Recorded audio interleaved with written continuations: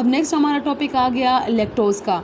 Lactose को milk sugar भी कहते हैं। सारे का सारा सोलली ऑफ एनिमल ओरिजिन, और एनिमल से हम इसको ऑब्टेन करते हैं, प्लांट में कहीं भी पाया नहीं जाता। यूजुअली मिल्क ऑफ मैमल्स में पाया जाता है, जो इसका मेन सोर्स है वो मिल्क है। ह्यूमन मिल्क के अंदर 6 to 8% लैक्टोज़ होता है, जबकि काऊ मिल्क के अंदर 4 to 8% होता है। यही वजह कि ह्यूमन मिल्क जो है ना 1.5 टाइम्स स्वीटर होता है काऊ मिल्क से। और found in other parts of the animal body, मतलब किसी भी दूसरे बॉडी पार्ट्स में नहीं पाया जाता एनिमल्स की, सिवाय मेमरी ग्लैंड्स के। मेमरी ग्लैंड्स वाहिद ऐसी जगह है जहाँ ऑर्गन है जहाँ पे इसकी सिंथेसिस होती है। केमिस्ट्री इसकी क्या है? Prepared commercially from the evaporation of crystallization from we by evaporation. वी किसे कहते हैं? वी दही के पानी को भी कहते हैं। जब चीज़ बनाया जाता है तो उसका जो पानी होता है उसको भी कहते हैं। या इसी तरह जो भी डेयरी प्रोडक्ट को हम बनाते हैं और उसमें जो वाटर हमारे पास बच जाता है ऊपर की जानिब जो होता है थोड़ा थोड़ा, तो उस वाटर में के अंदर सारे का सारा डिज़ोल्व होता है लैक्टोज़। तो इसलिए बोला कि वी से हम क्या करते हैं कि जितना भी वाटर है उसको एवेपोरेट कर लेते हैं, तो पीछे हमारे पास लैक्टोज़ के क्रिस्टल्स बच जाते हैं। Whey is obtain as a by product in the manufacture of cheese. Mostly cheese से जो है ना इसको किया जाता है, बाई प्रोडक्ट होता है चीज़ का, पानी होता है, ऐसे येलोइश कलर का पानी होता है। चीज़ क्या होता है? चीज़ जब मिल्क का प्रोटीन कर्ड बन जाता है, हार्ड सॉलिड फॉर्म में बन जाता है, तो जो है ना वो प्रोटीन हमारे पास इन द फॉर्म ऑफ चीज़ आ जाता है। इसको सिंथेसाइज करने का अपना तरीका होता है, इसके अपने माइक्रो ऑर्गेनिजम्स के हेल्प से इन सब चीज़ों को ऑब्टेन किया जाता है, योगर्ट को, चीज़ को। और इसके अलावा कर्ड बनने के बाद, चीज़ के बन जाने के बाद जो जितना भी मिल्क का पानी था वो पानी और उसके साथ लैक्टोज़ डिज़ोल्व होता है इन वी, और उससे जो है ना हम लोग क्या करते हैं, क्रिस्टलाइजेशन के ज़रिए लैक्टोज़ को पानी को एवेपोरेट करके और क्रिस्टल ऑब्टेन कर लेते हैं। May be formed by elimination of a molecule of water. कहते हैं कि अगर मतलब कि अगर हम एक गैलेक्टोज़ ले लें और एक ग्लूकोज ले लें, आप लोग जानते हैं ना कि गैलेक्टोज़ और ग्लूकोज से की ग्लाइकोसिडिक बॉन्डिंग से मिलता है। तो वही बात यहाँ पे शो की गई है कि अगर इनकी हम लोग ग्लाइकोसिडिक बॉन्डिंग करा दें तो तब भी हमें लैक्टोज़ मिल जाएगा। ठीक है। Glucose exist in 3 form, alpha, aldehydo and beta. देखिए ये वाला टॉपिक म्यूटर रोटेशन के अंदर था, लेकिन चूँकि ये वाला टॉपिक आप लोगों के सिलेबस में नहीं था तो उस टाइम मैंने आप लोगों को नहीं पढ़ाया था। मैं अब सरसरी आप लोगों को बता देती हूँ। यूजुअली होता इस तरह है कि जो ग्लूकोज होता है वो हमारे पास अल्फ़ा फॉर्म में भी होता है, डेक्सट्रोरोटेटरी, लीवो फॉर्म में भी होता है, और एल्डिहाइडो फॉर्म में भी होता है। एल्डिहाइडो फॉर्म वो होती है कि जिसमें रिंग नहीं होता।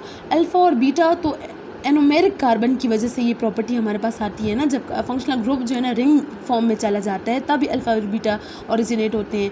लेकिन एल्डिहाइडो फॉर्म ये है कि रिंग फॉर्म नहीं है और स्ट्रेट चेन है, तो स्ट्रेट चेन की फॉर्म में एल्डिहाइड ग्रुप मौजूद होता है। तो उसको हम कहते हैं कि ग्लूकोज जो है ना वो 3 फॉर्म्स में एग्जिस्ट करता है, alpha, beta and aldehydo. So glucose चूँकि 3 फॉर्म्स में एग्जिस्ट करता है, यही वजह है कि लैक्टोज़ भी 3 फॉर्म्स में एग्जिस्ट करेगा ना। It is obvious to have 3 forms of lactose, alpha form, aldehydo form and beta form.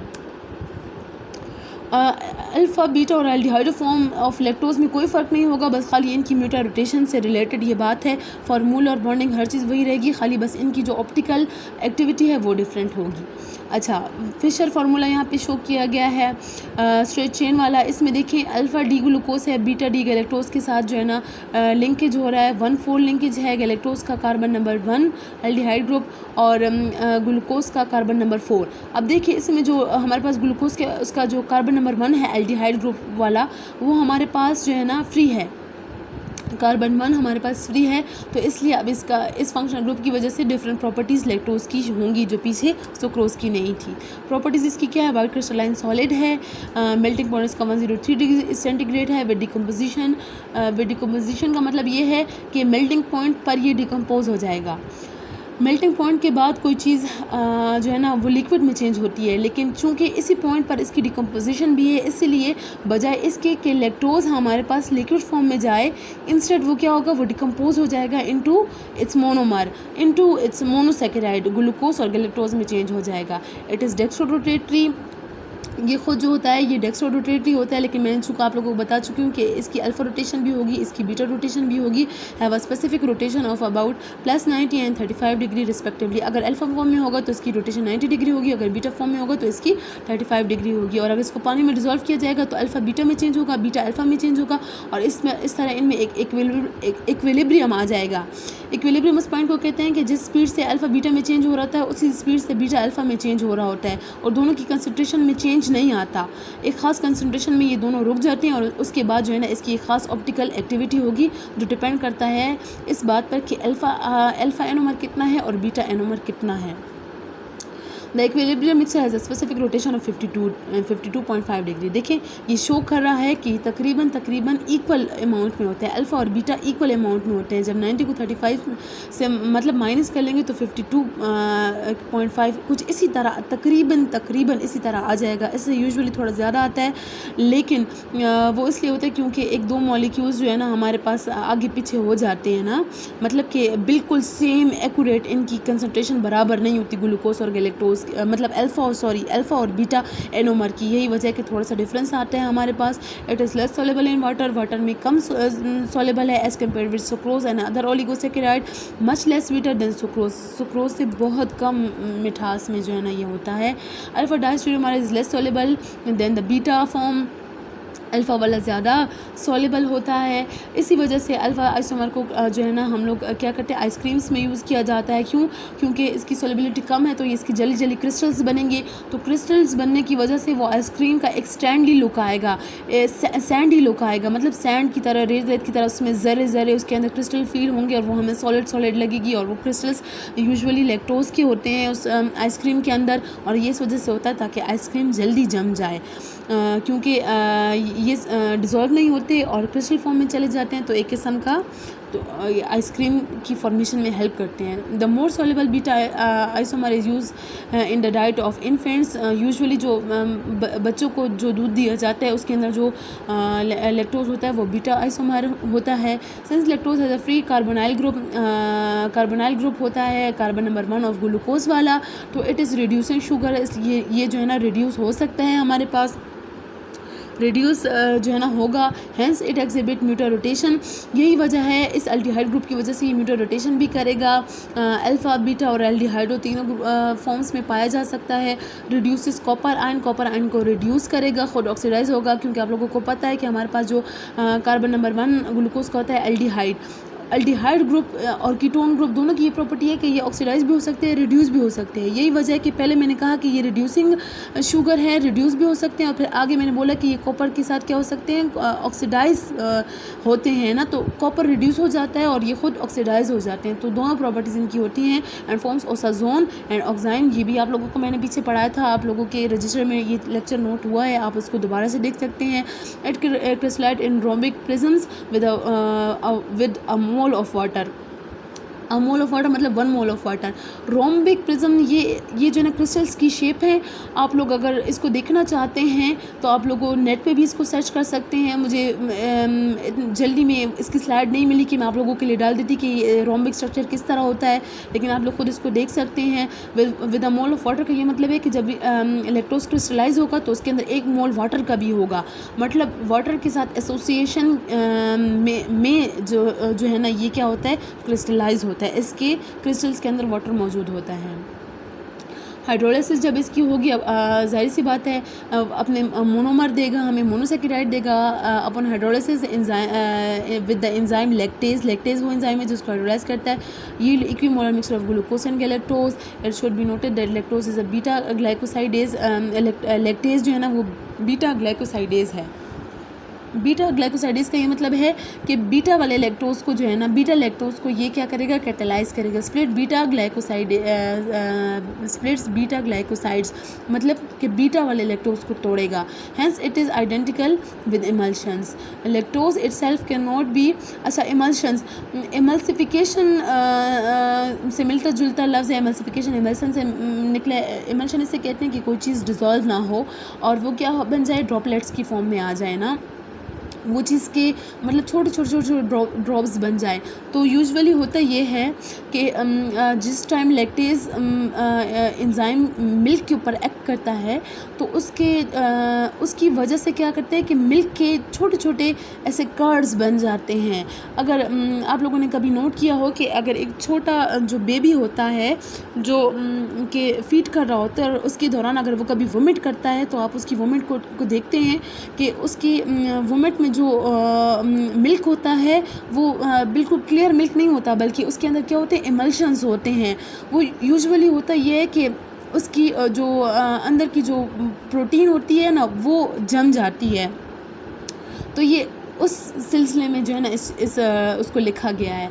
Lactose itself can not be absorb from the intestine into the blood stream, directly absorb नहीं हो सकता है, इसको hydrolyse करना ज़रूरी है, तो इसलिए लैक्टेज एंजाइम हाइड्रोलाइज कराएगा और ये सिक्रीट होता है by the intestinal mucosal cells, मतलब जो इंटेस्टाइन के अंदर म्यूकोसल सेल्स होते हैं तो वो इसको सिक्रीट करते हैं। Milk is the universal food for new borns mammals है और बेस्ट फूड है। यूनिवर्सल इसलिए क्योंकि इसके अंदर प्रोटीन भी पाई जाती है, मिल्क प्रोटीन, इसके अंदर विटामिन ए, विटामिन डी पाया जाता है, इसके अंदर कार्बोहाइड्रेट, ना कि सिर्फ मतलब लैक्टोज बल्कि और भी ओलिगोसैकेराइड्स मिल्क के अंदर पाए जाते हैं, लेकिन वो कम होते हैं। ज़्यादा सबसे ज़्यादा अमाउंट जिस ओलिगोसैकेराइड की होती है वो हमारे पास लैक्टोज होता है मिल्क के अंदर, और इसके अलावा वाटर भी जो है ना हमारे पास मिल्क में होता है। तो मिल्क को इसलिए यूनिवर्सल फूड कहा गया है न्यू बॉर्न मैमल्स के लिए। अच्छा, कुछ एडल्ट ह्यूमन ऐसे होते हैं कि वो लैक्टोज के लिए इनटॉलरेंट होते हैं, कैन नॉट डाइजेस्ट मिल्क, इसको डाइजेस्ट इसलिए नहीं कर सकते क्योंकि उनके अंदर क्या होती है, उनके इंटेस्टाइन लैक्टेज को सिक्रेट नहीं करता। या इस तरह कह सकते हैं कि अगर वो म्यूटेशन की वजह से हो रहा है, डीएनए के अंदर म्यूटेशन हो जाती है और वो वाला जीन जो लैक्टेज एंजाइम की सिंथेसिस को कोड कर रहा होता है उसके अंदर इस तरह म्यूटेशन होती है कि जो लैक्टेज बनता है तो लेकिन वो ठीक नहीं बनता, वो इस तरह से बनता है कि बजाय इसके कि लैक्टोज के दो टुकड़े करे, ग्लूकोज और गैलेक्टोज के, वो क्या करता है इसके बहुत छोटे छोटे टुकड़े कर देता है, कार्बन दो कार्बन के टुकड़े, तीन कार्बन के टुकड़ों को मतलब बिल्कुल ही इसको तोड़ देता है। ग्लूकोज और गैलेक्टोज का नाम ही नहीं रहता, सारे कार्बन के टुकड़े होते हैं, जिसकी वजह से क्या होता है कि it is characterised by abdominal bloating, पेट फूल जाता है, बाहर की तरफ आ जाता है, क्रैम्प्स आते हैं, मतलब झटके आते हैं, फ्लैचुलेशन होती है, कोलिक पेन होता है, बहुत ज़्यादा इंटेस्टाइन में पेन होता है, एबनॉर्मल इंटेस्टाइनल फ्लो होता है, मतलब इंटेस्टाइनल फ्लो का मतलब कि डायरिया सी कंडीशन होती है कि बहुत जल्दी जो है ना वो होता है। और क्या ये क्यों हो रहा है, इसलिए क्योंकि चूँकि लैक्टेज ने लैक्टोज को बहुत छोटे छोटे टुकड़ों में कर दिया है ना, तो उसकी वजह से क्या होता है कि इंटेस्टाइन के अंदर का पानी बाहर की तरफ निकलता है। कॉलिगेटिव प्रॉपर्टीज़ के बारे में अगर आप लोगों ने कभी पढ़ा हो कि अगर एक जगह नंबर ऑफ़ जो है ना मॉलिक्यूल्स ज़्यादा हो, दूसरी तरफ कम हो, तो वाटर जो है ना उस जगह जाएगा जहाँ पे ज़्यादा नंबर ऑफ़ मोल्स हो, ज़्यादा मॉलिक्यूल्स हों चीज़ों के ना। तो चूँकि बजाय दो टुकड़े होने के ये तकरीबन 8, 9, 10 टुकड़ों में जब ये होगा तो बाय नंबर ऑफ़ कार्बन का जो है ना वो ज़्यादा होगा, तो क्या होगा कि इंटेस्टाइन के अंदर का जो पानी है वो बाहर की तरफ आएगा। उसकी वजह से क्या होगा कि इंटेस्टाइन में जो वो क्या होगा कि फ़्लो होगा, मतलब वो सारा पानी जो है ना बॉडी से लॉस होगा, नोज़िया होगा, मतलब वहम और घिन सी उस बंदे को आएगी, एंड वाटरी डायरिया, और उसको बहुत सारा डायरिया हो जाएगा जिसके अंदर बहुत ज़्यादा वाटर उसका लॉस होगा बॉडी का। All the symptoms appear with in 30 to 90 minutes after the injection of milk, मतलब इतनी जल्दी इसकी निशानी ये है कि ये इतने टाइम के अंदर ही ये सिम्टम्स जो है ना उस पेशेंट को अपीयर होते हैं। और अगर कोई बंदा ऐसा बंदा मिल्क को इंजेस्ट कर ले तो उसको कंट्रोल करने का तरीका ये है कि जो है ना उसको कोई फर्मेंटेड प्रोडक्ट दे दिया जाए, तो उस फर्मेंटेड प्रोडक्ट की वजह से जो है ना उसकी कंडीशन ठीक हो जाती है। और फर्मेंटेड प्रोडक्ट से क्या होता है कि उस मिल्क के अंदर का लैक्टोज फर्मेंटेशन के ज़रिए चेंज हो जाता है अल्कोहल में, जिसकी वजह से क्या हो जाता है कि लैक्टोज अल्कोहल में चेंज हो चुका है, तो अल्कोहल को मेटाबोलाइज करना आसान होता है उस बंदे के लिए जो इनटॉलरेंट है एज़ कम्पेयर्ड विद लैक्टोज, तो फिर वो बंदे की कंडीशन ठीक हो जाती है। आज के लेक्चर के लिए इतना काफ़ी था, इंशाल्लाह फिर मिलेंगे, तब तक के लिए अल्लाह हाफ़िज़।